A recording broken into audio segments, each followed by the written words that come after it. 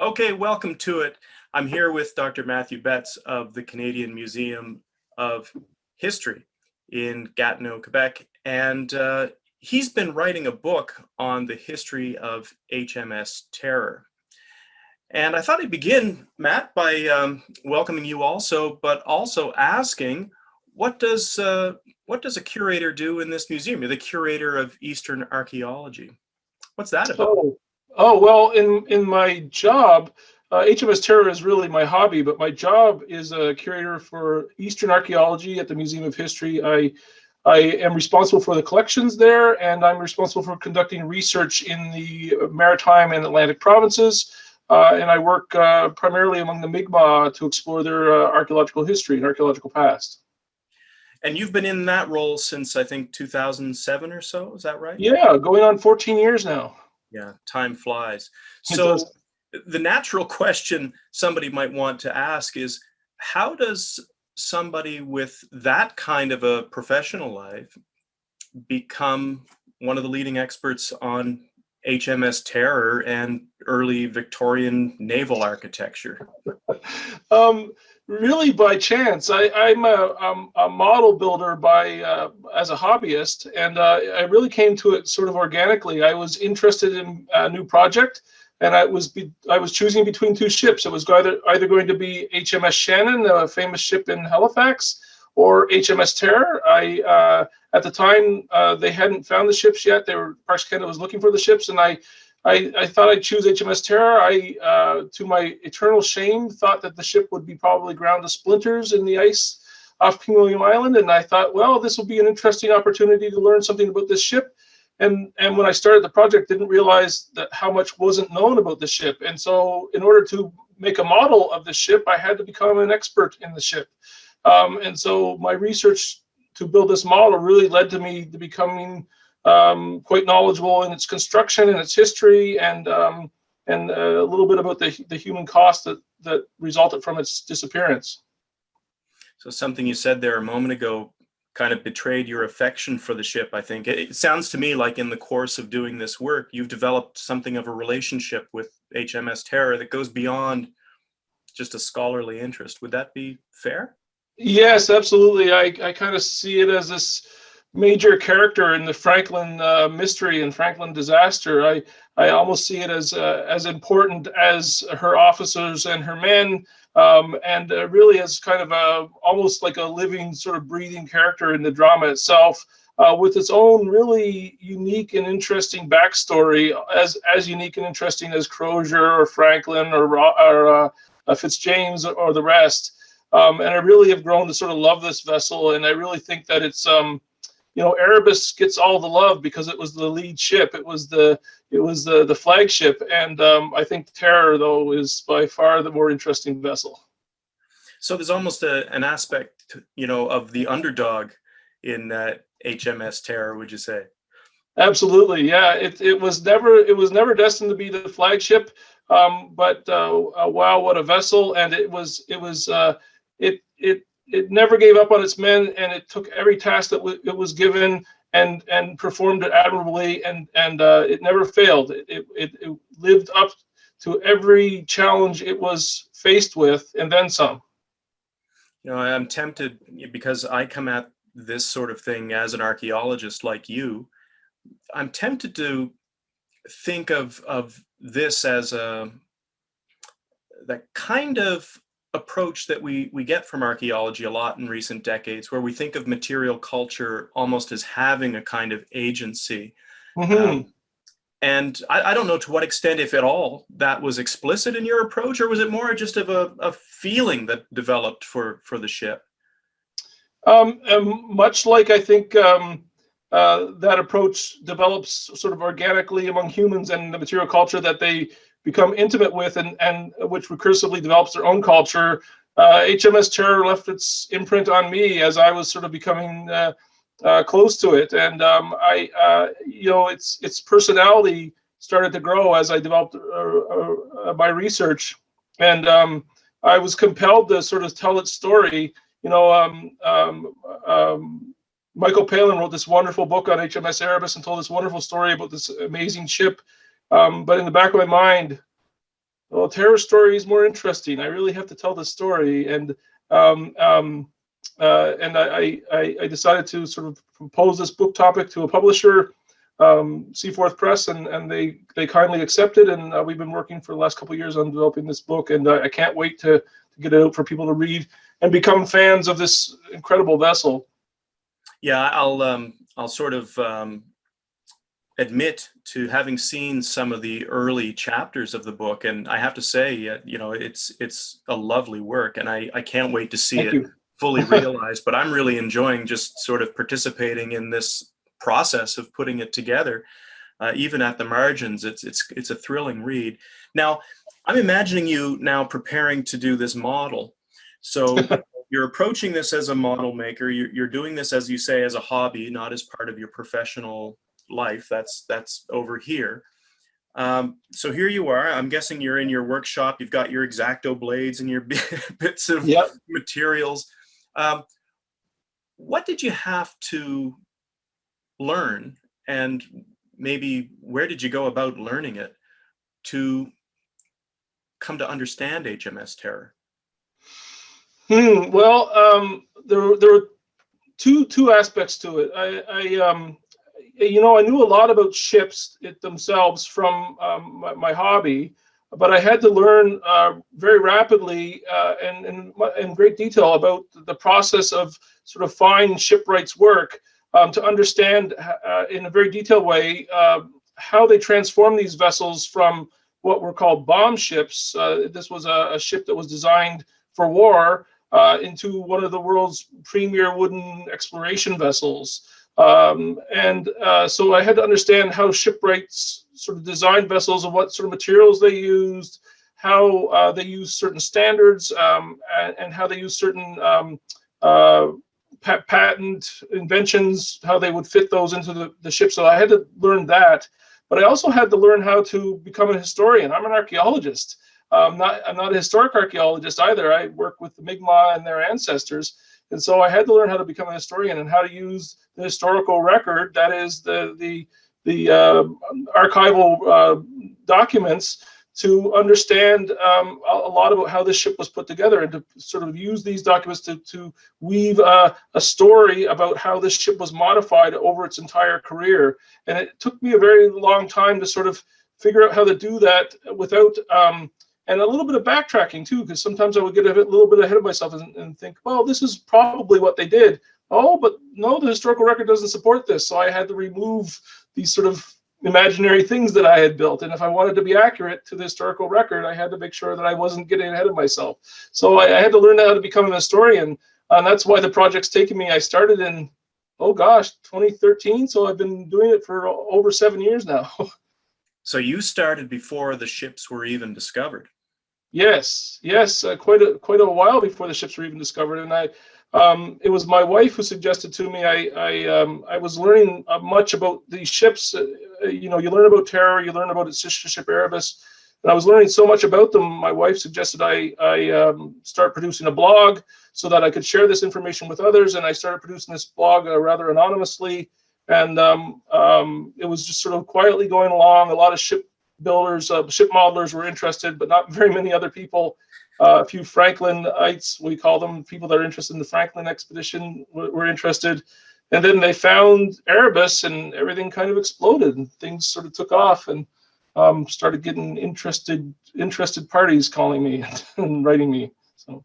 And that interest extended, didn't it, to the folks who were engaged in producing the AMC show?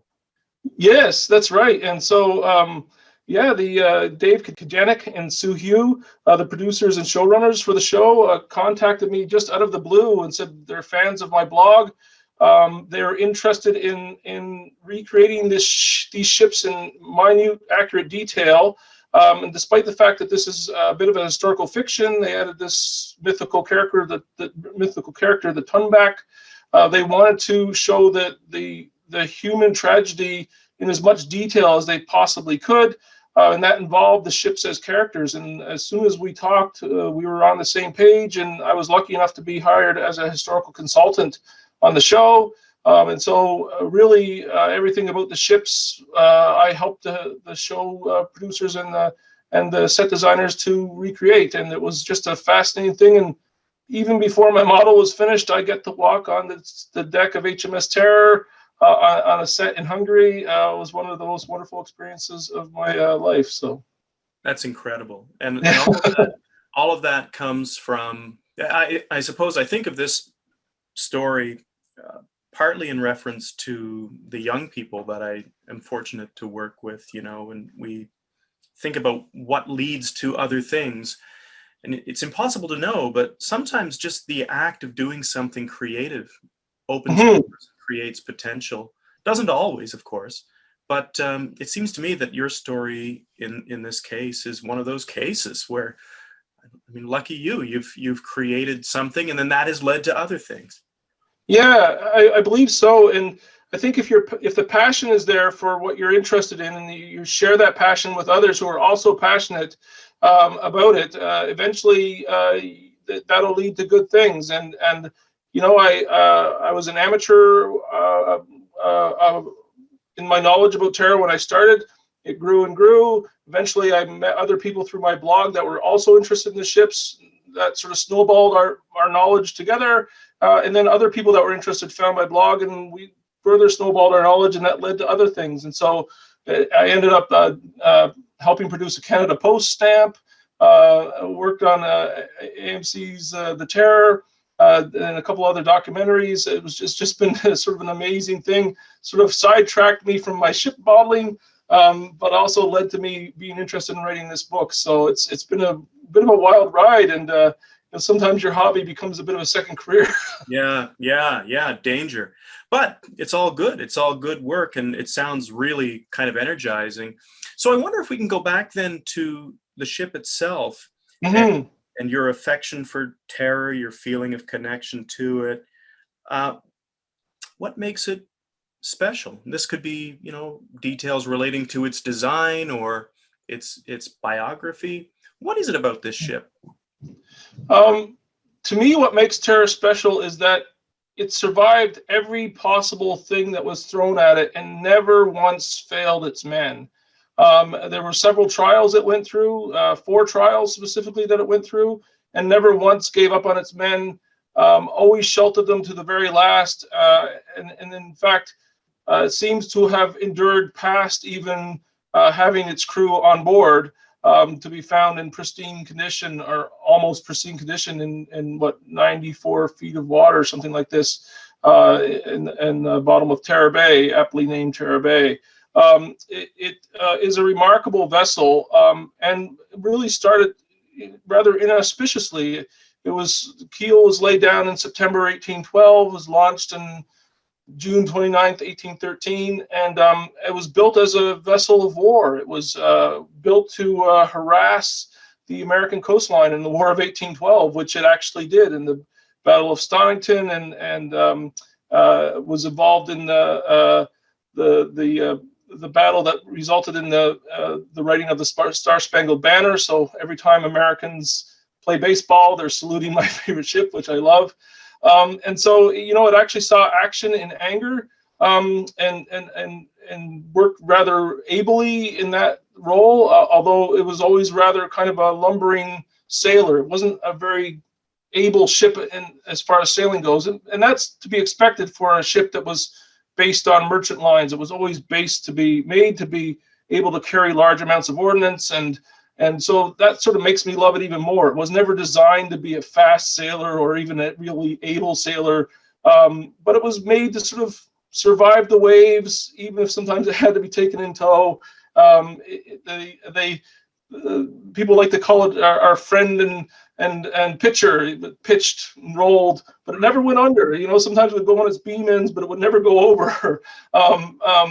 And so it was sort of this lumbering, sort of slab-sided bomb vessel that sort of never gave up. It was lucky if it made 9 knots, which is extremely slow for a war vessel, a warship.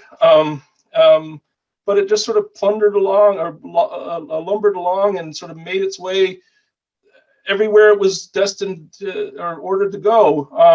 It survived in 1828. It survived one of the greatest and most harrowing events that can happen to a ship that is being forced onto a lee shore. Everybody knows about the perils of a lee shore. Forced onto a lee shore in a hurricane near Lisbon. It survived that. Its bulwarks were leveled, its spine broken, the keel was broken, its back was broken, bilges on both sides, and yet it still floated. They were able to get it off the beach it was forced onto,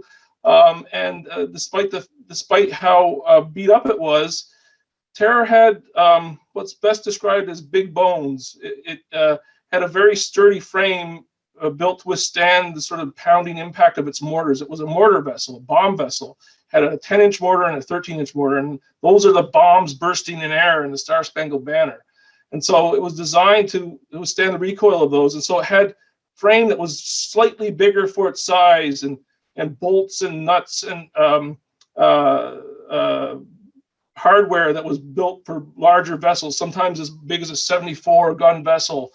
So it was tough, strong, already built strong.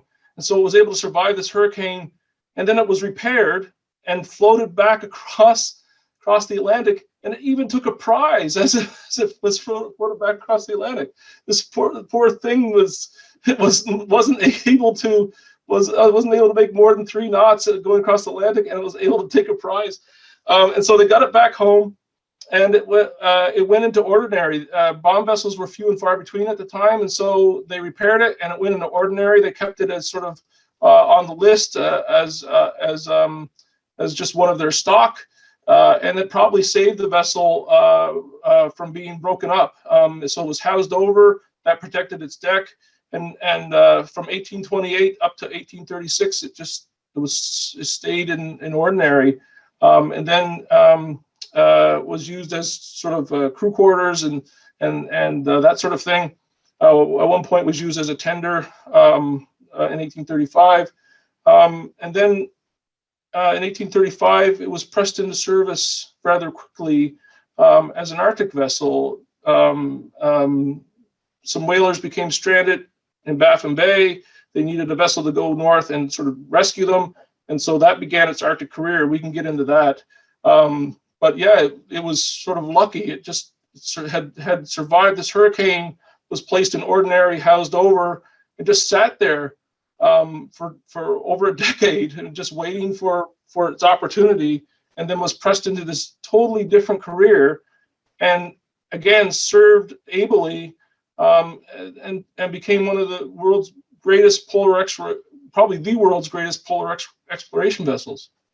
Well, by this point, by the 1830s, the quest for the Northwest Passage and all of that was really a going concern again. And hadn't the Royal Navy and the British Admiralty been active in the North for, a good solid 20 years? They'd learned quite a bit about moving around in the North. And this might be a good opportunity to say a word or two about what became of Terror when it was reconfigured as an Arctic vessel. Yeah, well, so in 1835, there were these whalers that had become stranded, and Terror was placed under the command of a captain named Belcher, and he reconfigured the vessel completely. He stripped it down. Its planking was doubled, which means a second layer of planking was placed over the hull, and its deck was united, becoming flush deck.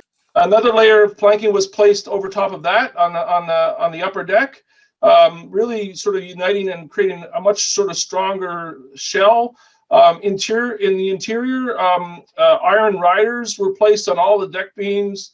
Upwards of 14 feet of oak was placed between the bow and the interior of the vessel. These molded beams were placed almost like planking on the interior of the bow. Thick sort of spirketing or interior planks were placed all along the sides of the hull.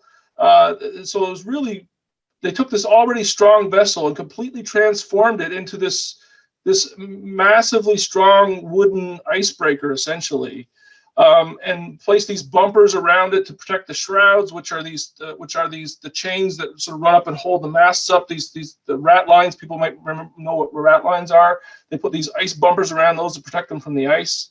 They installed a stove to heat it.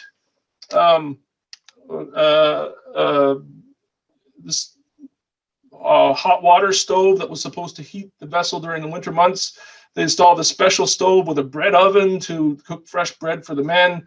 They removed the quarter galleries and put outhouses or water closets on the upper deck, and really transformed the vessel completely. It changed it into something that really was sort of the pinnacle of the shipwright's art at the time. They removed all of its copper plating because they didn't have to worry about shipworm in northern waters, and placed this cross-shaped iron bow plating at the front so that they could bash their way into the ice. And then the ice melted and the whalers were freed. And so they had this wonderfully reconstructed vessel, refitted vessel, all ready for the ice, and nothing to do with it. And so you're right. The Royal Navy and the British public were obsessed with the Northwest Passages, and they said, well, let's use the vessel to do some exploration work.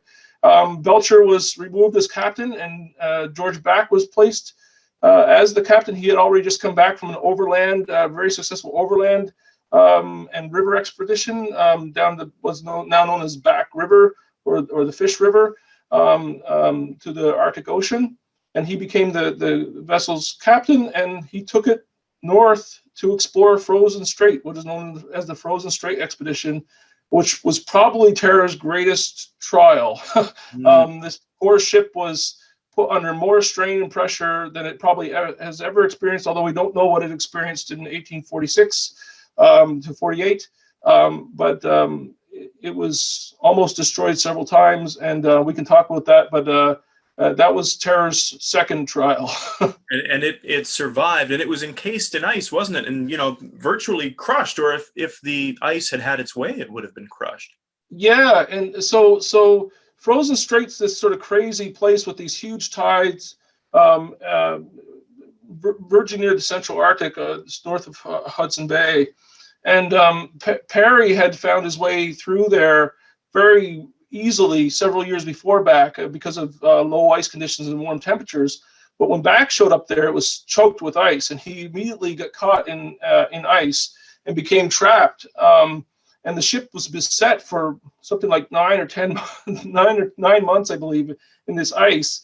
And it was trapped so fast in this ice that an impression of the side of the ship became locked in the ice as a mold of the side of the vessel. When it finally was freed, months later, they could see this perfect mold of the side of the ship, but it was squeezed so tightly at times that the shelf pieces were raised, the deck raised off the shelf pieces by inches. One timber was squeezed so tightly that sap started to run out of it. If you can imagine how tight that would have to be, and yet the ship survived, and that's an important thing. And Back remarked time and again in the journal that he wrote about this expedition that nobody could believe that the shipwright's art could build a vessel that could withstand such a crushing force. And time and again, it was squeezed and rended. Its keel was pushed over 3 feet at the back end, near the stern. It was open to water, open to the sunlight in the stern area. It was crushed so badly.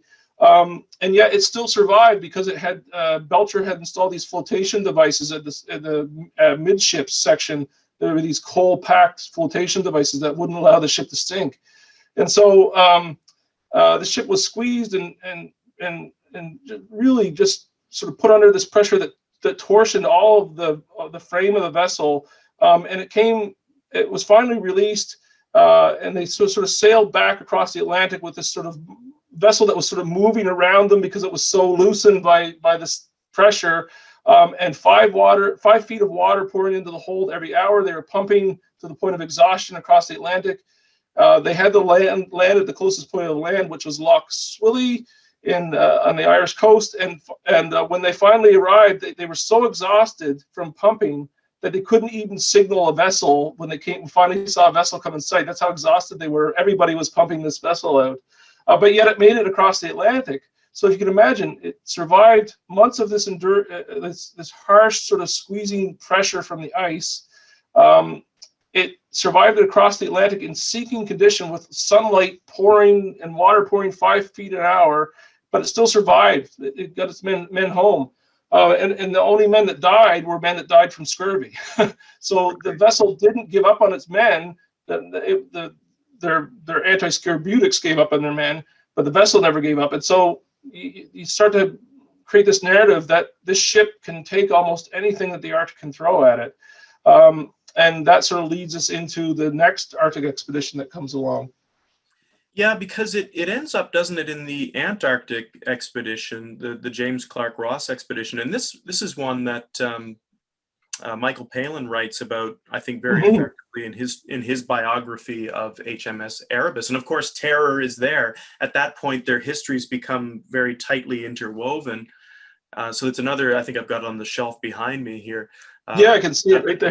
Another great book, and a story of a ship, as it's called. But I suppose viewers can take a look at that book as well. But just while we've got this time together, what did Terror experience in the southern seas after it had been nearly destroyed twice in the northern hemisphere? Well, in the southern seas in 1839, it was pressed into service again. Now, what's interesting, that Erebus was the flagship, but Terror was the model ship for the way that Erebus was refitted. And so they were both sort of refitted to the standard that Terror had set. And if you look at the plan sets for the 1839 expedition, which is the Antarctic expedition, they say Terror and Erebus, which is edifying to me, because at least the shipwrights recognize that Terror was the model ship, not the flagship. Now, I think that the Erebus was chosen as a flagship because it was the newer vessel. It was probably a little bit drier, although they were both said to be very dry vessels.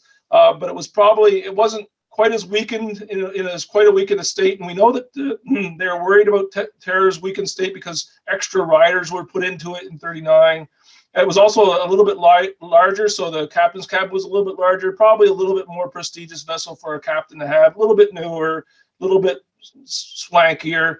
It was built in a Royal Navy dockyard, not a civilian dockyard like Terror was. So there's a little bit of status going on there as well.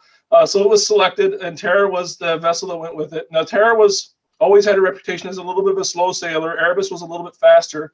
So Erebus would take off, Terror would try to keep up, it would carry away its sails, just trying to keep up, but they both made it to the southern hemisphere. They overwintered quite often in Hobart. But this was probably the greatest polar exploration by sail, and it was the last great exploration by sail that has probably ever been conducted, because after this point, you started to have steam power. And some of the trials that they faced were incredible, and you get a sense of how incredibly confident the men were, both in their ability and in their vessels, because some of the things that they did, you have to remember that these people didn't have a way of communicating. They're thousands of miles away, and they're just by themselves. All they have is two vessels, something like 125 or 130 men, in the middle of the Southern Ocean with these massive seas. And one of the first trials that they went through was James Clark Ross deciding that he's going to use these vessels as wooden icebreakers to break through the ice barrier that forms around the South Pole. And so he essentially picked a spot which he thought was the thinnest area, and he sort of put the ships up to it, backed them off, took a run at them with full sails, and literally rammed them into these ice flows. And he did this for days, over and over and over, with these wooden vessels, with all they had at the time were copper plating. The iron plating was removed, and copper plating was introduced for some reason. He did this for days and days until he finally penetrated this barrier, and he was able to go south, and they were able to make it to something like 78 or 79 degrees south. I forget exactly how far south, the furthest south that anybody had ever. They found the Ross Sea and the Ross Ice Shelf, and named some volcanoes after the ships. The dormant one for Terror, of course, and the live, much larger one for Erebus. But it was incredible what they were able to achieve, and always at the point of these massive storms carrying away their masts, or these massive bergs just about to dash them to pieces, taking blows that no other vessels could take. And again, the men saying, well, no other ship could handle this. If a berg hit another ship, they would be dashed to splinters. How could we survive this? How could these vessels survive this? So it was a combination of vessels that were the pinnacle of the shipwright's art, with the most advanced technologies they could sort of place on them, but also these incredibly talented and able seamen and captains who must have been supremely confident, at least outwardly, in their skills and abilities. And to give you an idea of how harrowing some of the things that they did were, there's one event that happened on when was it? The 22nd? No, what was it? 13th of March. So right around now in 1842. And so they're in the Southern Ocean, and it's in the middle of the night. They can't see anything. It's stormy weather, so they have these massive seas where they're plunging up and down in these massive waves. And all of a sudden, they get something. They sense that there's an iceberg nearby. So the ships are on two different courses. Terror tacks this way, Erebus tacks this way.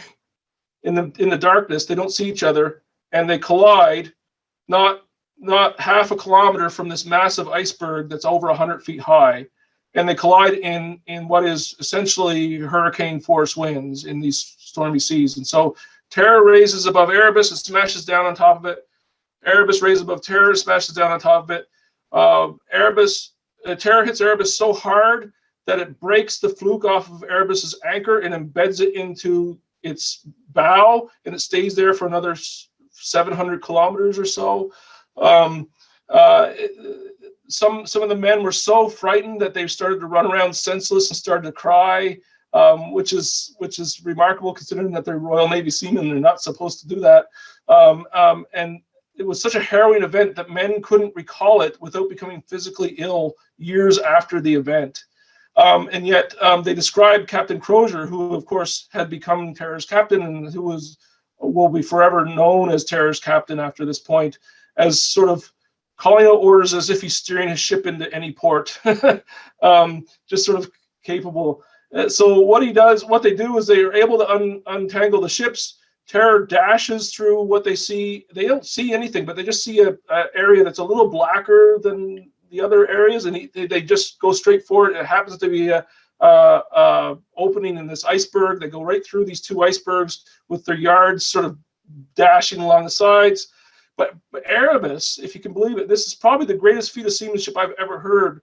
Erebus is stern on to the iceberg. The iceberg's here. Erebus's stern is here. The opening is there, and Ross has to make a decision. How do I get my ship through this? And so he decides to do a sternboard maneuver in the middle of a hurricane force wind, which is to sail the ship backwards to give it leeway to get around, to turn it around.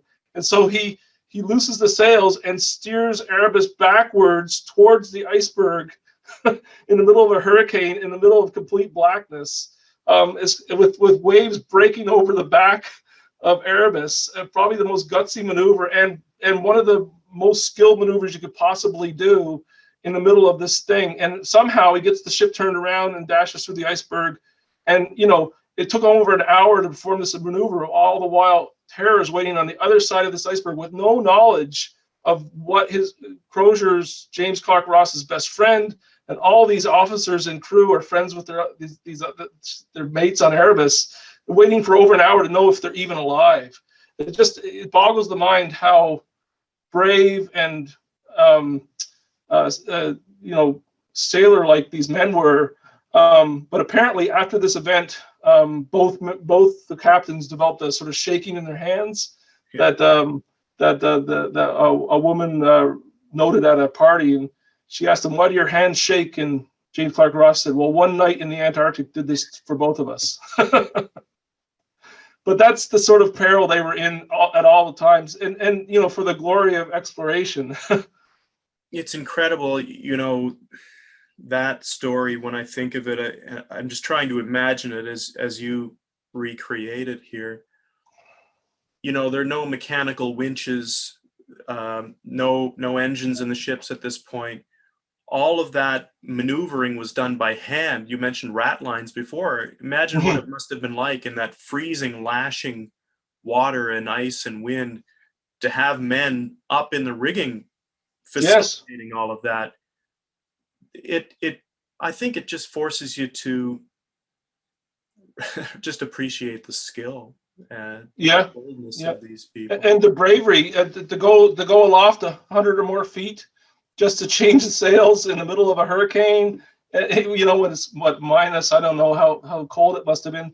Although it was all recorded in minute detail in their logs. Not only was it a great exploration, it was one of the greatest scientific observation expeditions of all time. And so they took measures of magnetism and water salinity and collected specimens. It was really just an amazing exploration and scientific triumph. This entire, if you look at their logs, Crozier's taking these very careful scientific measurements written in his own hand every single day and every few hours.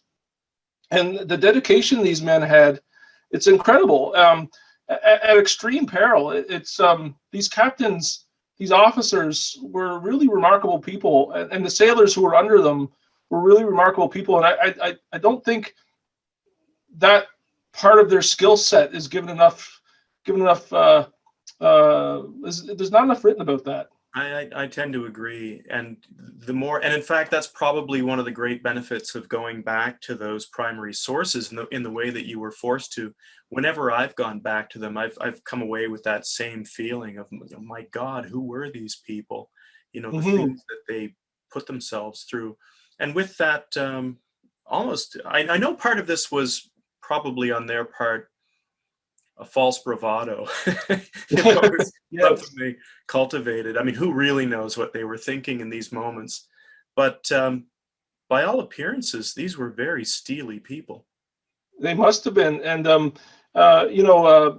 Crozier was a seaman through and through. He started his career at the age of 13, I believe, and he trained right from the beginning to be an officer, and so it would have been baked into him that you don't show fear. At the time, to become a captain was such a challenging thing. There were so many captains and so few ships. I think at the time you're getting the very best of the best, or at least the very best social climbers you can find. But in general, the very best of the best. And Crozier seems like he was a very able and capable man. Which is ironic. His career kind of matches Terror in a way. He's never chosen to be the lead. He's never chosen to be in command of these major expeditions. He's always the number two. But in some ways he's the more remarkable of the. In some ways he ends up. There's a great book about him called The Crozier Last Man Standing, and it's quite likely he was. And Terror seems like it was probably the last ship floating. So it's incredible.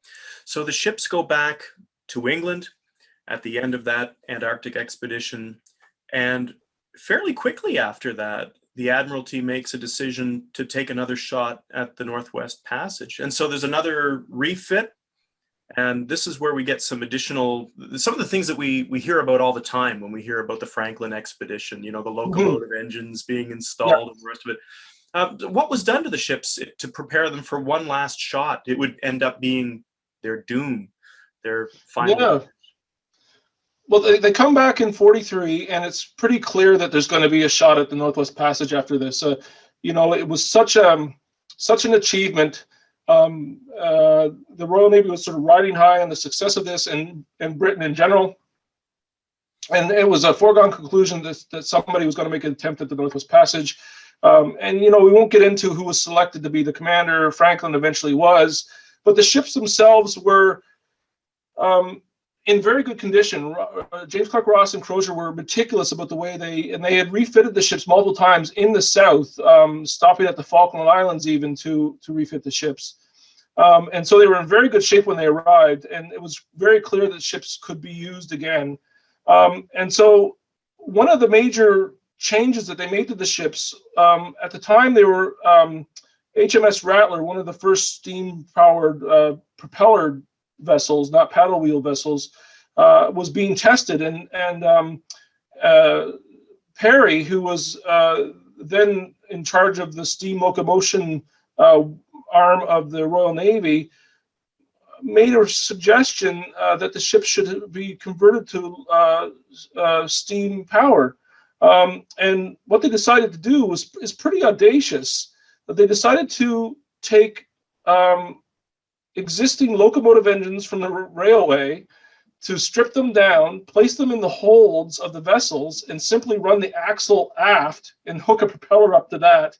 And they invented this interesting sort of well that they could raise and lower the propeller and engage it, so that when they weren't using the propeller wasn't causing any drag. And when they wanted to use the propeller, they would lower it down and engage it with the axle, and then they could use it to provide power to the ship. And it was an audacious plan. It seems like it's kind of a rickety idea if you think about it, but I don't think it was they had worked out the issues with steam power, especially with propeller power, and they had done all these tests with different types of propellers to see which was most efficient. So they knew that the Smith type propeller was most efficient, and that's the type they installed in the HMS Terror. They also knew locomotives were relatively new, but they also knew which ones were really reliable, and so they purchased ones that were probably quite reliable. And so the components they put in the vessels were pretty reliable. Despite the fact that they'd never been tested, they wouldn't really lose much if it didn't really work, because they would just be going under sail power like any other vessel. But if it did work, they had the potential to gain 800 nautical miles of steam power, which could be used under any wind conditions, which is the great advantage. So it wasn't just that they had power, to ram the ice or get through the ice with these steam engines. It wasn't designed to provide them like more torque to get through the ice. What they was designed to do was to give them the ability to sail into the wind or in contrary winds, or in more importantly, in no winds. And so to provide them an opportunity to make a dash through the ice, or dash through the leads in the ice, more importantly, when they had the opportunity to do so. And every indication suggests that those engines work pretty well. They tested them very, very stringently just before they left. They were able to make 4 knots, and everybody says, "Oh, 4 knots isn't very much." Well, that's about the average speed of the vessels if you look at the logs. Terror never usually made much more than 4 knots in variable winds, so it's actually pretty good for Terror.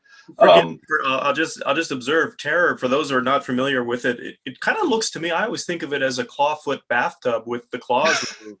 I'm sorry, I know how you feel about Terror. No, that's a good analogy. It really does. It was squat.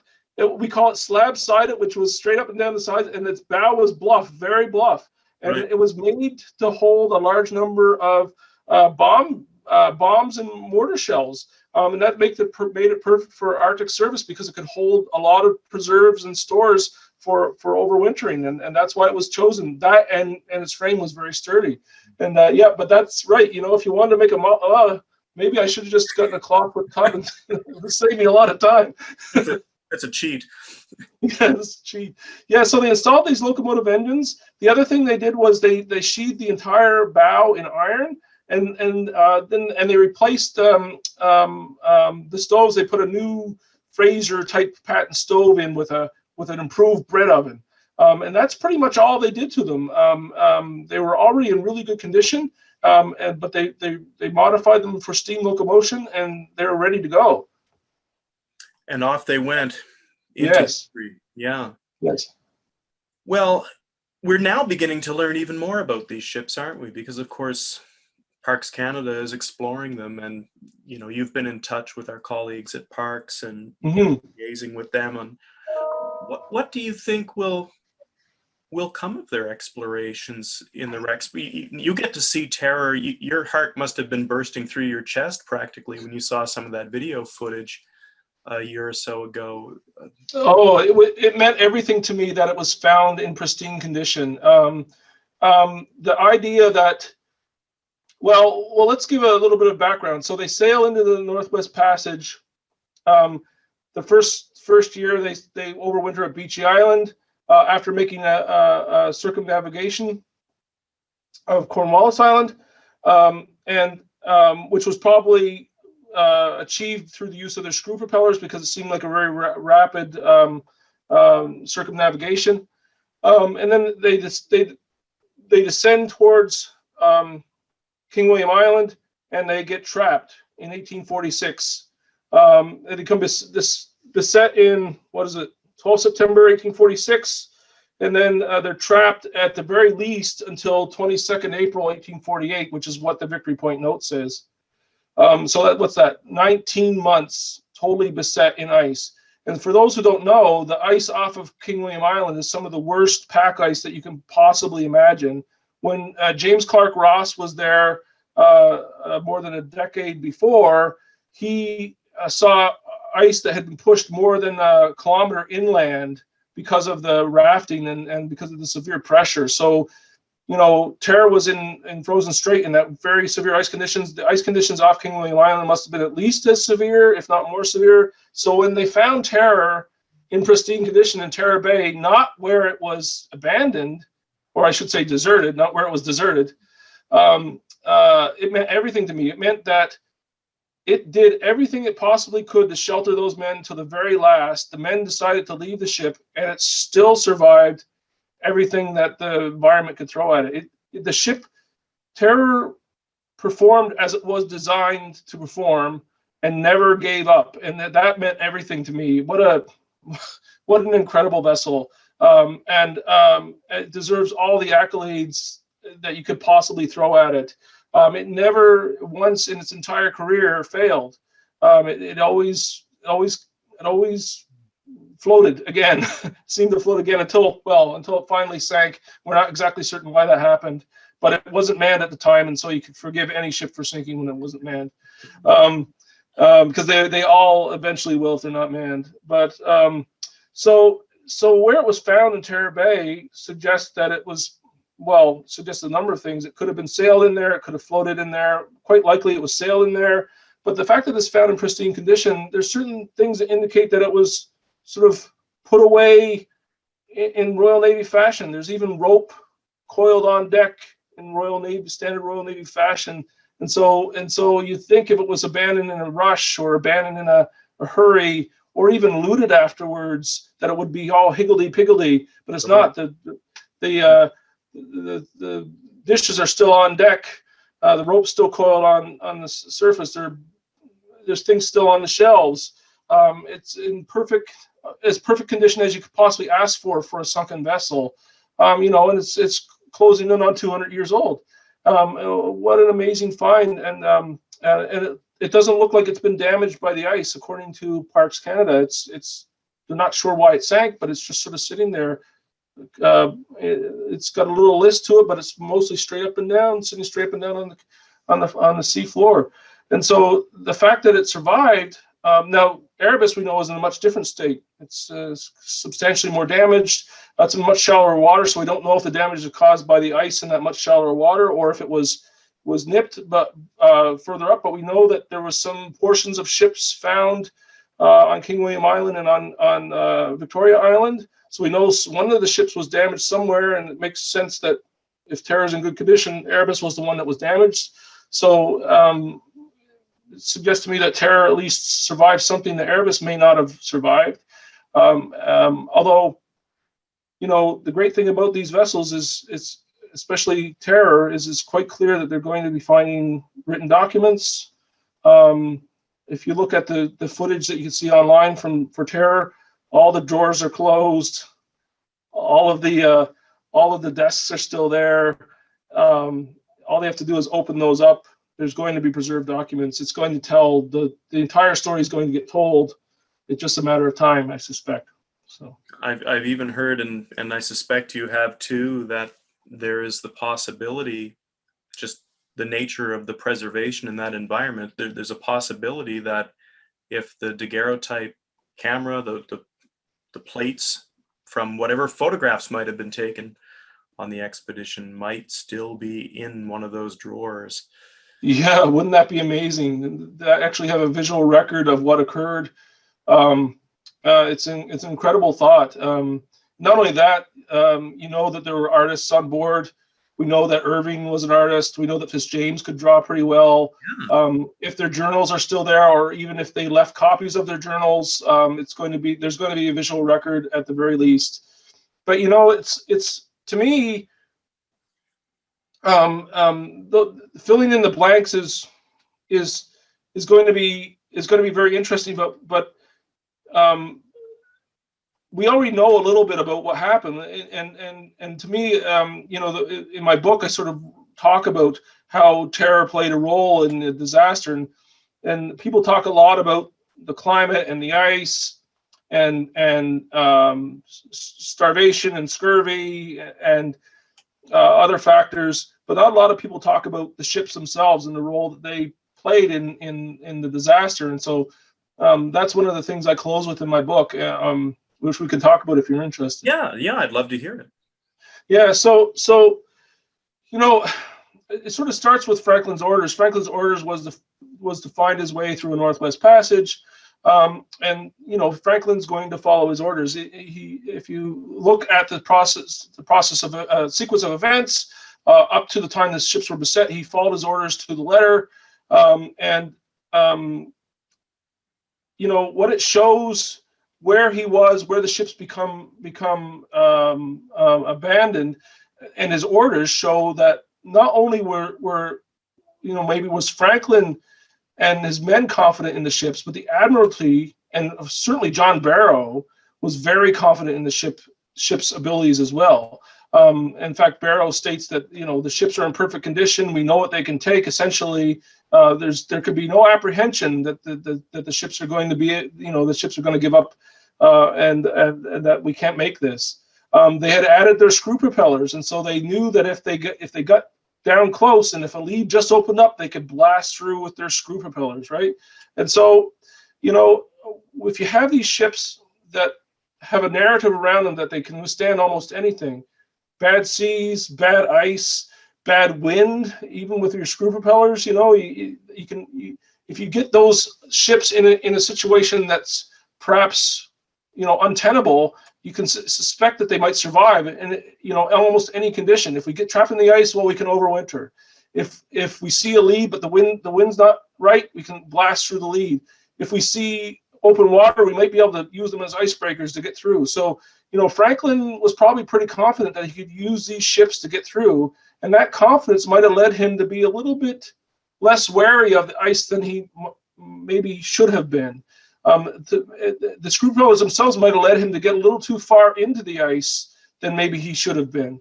But can you blame him for that? Well, no. I mean, he expected that the ships could withstand overwintering, and not only did they withstand overwintering, they stood overwintering for nearly 2 years in some of the worst pack ice imaginable.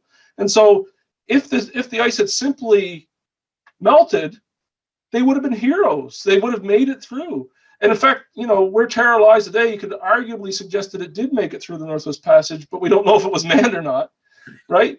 But and so they had every right to be, you know, to be confident in their vessels and to think that they would make it through. And in the end, it comes down to bad weather, just really bad luck where that ice is. If they had a season like Perry had, they would have, like they say in the AMC show, they would have steamed through to their glory or sailed through their glory. But I think the ships themselves, the confidence in the ships, played a role in the disaster because they probably got a little further than they possibly could have, or at the very least, they might not have been as wary of the ice as maybe they should have been because they knew the ships could take it, and clearly they did, right until the point where they probably scurvy was too bad and they had to abandon, had to desert the vessels. And we know that the vessels were in good shape when they were abandoned or when they were left, because the Victory Point note says they were deserted, and that's a very specific nautical term. If you desert a vessel, it's because it means that the vessel's in good shape. It means that it can carry out its orders. If you abandon a vessel, it means the vessel's in bad shape and it can't carry out its orders. So one of those nuances that's actually so critical. Isn't that something that one word yes. like that can, which I'm sure will be a surprise for many That's of right. the viewers of this video who are very familiar with the Victory Point note, that one little word can put everything in a different light. I don't think I've thought of this before. You just mentioned this, but it seems to me that the engineering held out, the technology held out. What gave out was, the biology.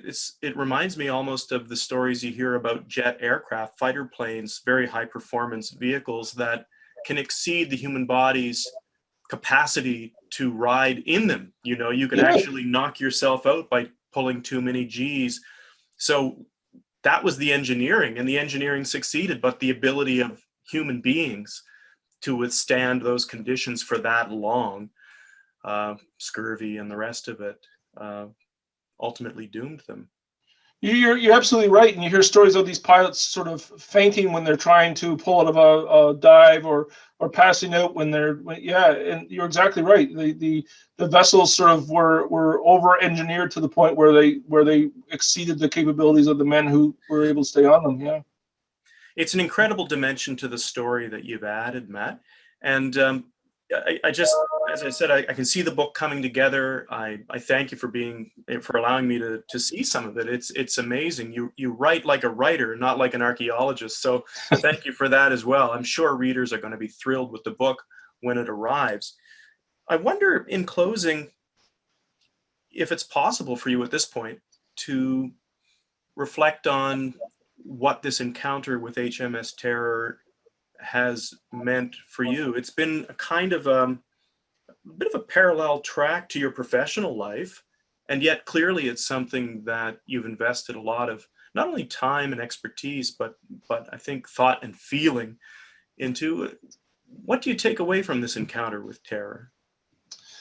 Well, for me, when I started this, I was interested in the ship as a piece of technology, as a thing I could study.